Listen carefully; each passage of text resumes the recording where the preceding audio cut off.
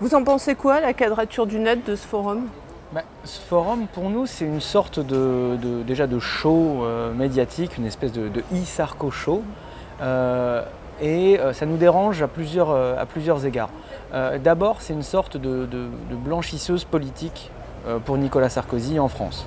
Après 4 ans d'une politique complètement catastrophique en matière d'Internet, il a réussi à imposer la coupure d'accès de nos concitoyens avec la DOPI, la censure administrative des sites sans contrôle de l'autorité judiciaire avec la LOPSI.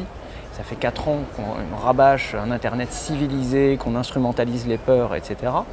Et donc là, c'est grande opération de com, Internet, c'est mes potes, la photo avec Zuckerberg, etc. Donc ce serait juste anecdotique. Au niveau international, c'est inquiétant parce que partout où l'on regarde, on voit des gouvernements qui commencent à adopter des politiques répressives en matière d'Internet, que ce soit la réaction du gouvernement américain à Wikileaks, ou ce même gouvernement américain qui saisit des noms de domaine de façon unilatérale, qui prend la décision d'enlever comme ça des sites de l'Internet, que ce soit cette même censure administrative que celle de la LOPSI qui commence à apparaître dans des pays européens. On pense aussi au blackout d'Internet en Égypte, etc. Donc partout où on regarde, on voit des gouvernements qui tentent de contrôler Internet, qui restreignent la liberté d'accès d'Internet et qui, par là, restreignent nos libertés fondamentales. Et pour moi, ce G8, ce IG8 Forum, c'est une sorte d'écran de fumée pour empêcher de voir la réalité de ces politiques. Est-ce que c'est pas un peu facile d'avoir la critique généralisée et disons de nier les dangers qui peuvent circuler via Internet? Ah, je nie absolument pas les dangers. Il y a quand quelqu'un commet un crime et utilise Internet, il est situé dans une juridiction qui existe. Il y a des lois existantes, il y a des tribunaux. Et surtout, nous, ce que l'on dit au contraire, c'est quand il y a un problème, il faut passer devant les tribunaux, devant le juge. Mais il faut bien des instruments de contrôle quand même. Mais lorsque on va confier aux entreprises le rôle d'instrument de contrôle, là il y a un problème. Et dans le discours de Sarkozy, qui était emblématique parce qu'il a donné son discours devant un parterre d'entreprises. Il n'y avait que des entreprises, il n'y a quasiment que des entreprises représentées ici. On doit être 5 représentants de la société civile sur 1000 invités. Et il disait à ces entreprises, c'est vous Internet, c'est vous le futur, c'est vous la révolution, et c'est vous qui allez participer dans nos missions de protéger l'enfance, lutter contre le terrorisme et faire la guerre du copyright. Mais dans son discours, il disait, c'est vous les entreprises Internet. En réalité, c'est totalement faux.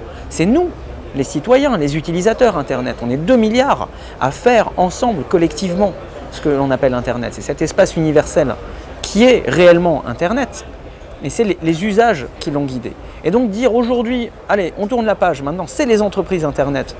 Et c'est ces entreprises qui vont participer à des missions de police ou de justice dans la lutte nécessaire contre la pédopornographie ou dans la lutte moins nécessaire contre le partage de fichiers en ligne.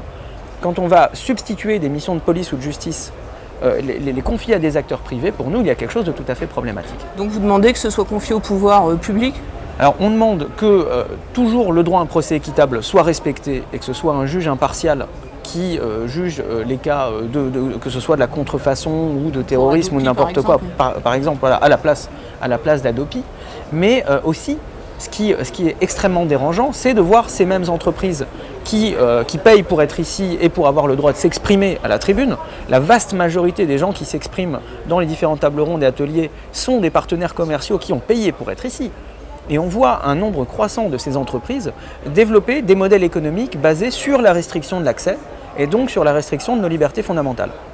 Internet mobile par Orange, vous avez l'interdiction de faire de la voix sur IP, du peer-to-peer, d'accéder à des services vidéo qui ne sont pas les services vidéo de Orange. C'est une atteinte à la liberté de communication. Vivendi qui pousse un modèle du droit d'auteur qui date du 19e siècle, on va tenter d'interdire la copie à tout prix, avec pour effet dans l'environnement numérique d'interdire de lire, d'accéder à la culture et de partager la culture. Ce que vous avez dit hier, oui. Ouais, ou encore Alcatel-Lucent ou Huawei qui sont aussi parmi les partenaires, qui sont les équipementiers qui fournissent le matériel de la censure d'Internet dans les régimes autoritaires. Ce que je voulais juste dire ici, c'est qu'on attendrait des gouvernements qu'ils nous protègent, nous citoyens, contre les comportements de ces entreprises lorsqu'elles restreignent l'accès et qu'elles restreignent nos libertés. Et au lieu de ça, ici, on leur déroule un tapis rouge. Moi, c'est ça qui m'inquiète. C'est que Et est-ce que vous avez l'impression d'être un petit peu entendu des autorités ou pas du tout? Évidemment pas. En dernière minute, on a mis dans un coin quelques strapontins pour la société civile parce que sinon ça allait se voir, parce que ça commençait déjà à jaser sur Internet en disant que ce machin était juste un trade show, un salon commercial entre acteurs commerciaux. Donc on a mis Reporters sans frontières dans un coin, on a donné un badge à la Quadrature du Net et on dit comme ça, problème réglé. Mais ce que l'on attend, ce que l'on est en droit d'attendre des gouvernements, c'est qu'ils protègent cet espace universel, cet espace de liberté, cet espace qui nous permet à tous de nous exprimer pour améliorer nos sociétés, pour améliorer la culture, pour améliorer l'économie qu'est Internet. Et au lieu de ça, ils font la part belle aux entreprises qui l'attaquent et ils l'attaquent eux-mêmes et c'est ça qui nous dérange. Et juste un mot de conclusion, vous représentez combien de divisions? Je ne représente que moi-même et qui même me suivent. Voilà. Parfait. Merci.